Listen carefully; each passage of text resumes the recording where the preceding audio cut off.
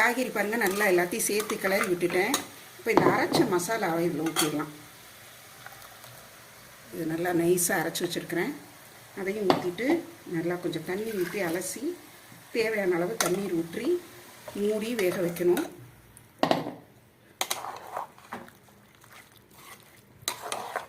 நல்லா கலந்து விடுங்க. மசாலா நல்லா சேர்ந்துடும். இப்போ நம்ம குக்கரில் வந்து வெயிட் போட்டு வேக வைக்க போகிறதுனால நல்லா சேர்ந்துடும். இருந்தாலும் ஒரு தடவை நல்லா கிளறி விட்டுருவோம். நல்லா காயும் சேர்ந்துருச்சு. இப்போ நல்லா தண்ணி ஊற்றி மூடி வச்சிடலாம்.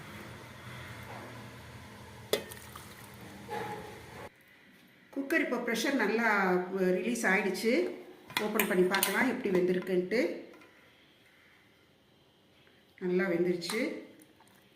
காய்கறியெல்லாம் நல்லா பிளெண்ட் ஆகி நல்லா மசாலாலாம் நல்லா வாசனையாக இருக்குது. இப்போ வந்து உப்பு சேர்த்துடலாம். இதில் உப்பு டேபிள் சால்ட் சேர்க்குறேன். ஏன்னா நான் முதல்ல உப்பு போட மாட்டேன்.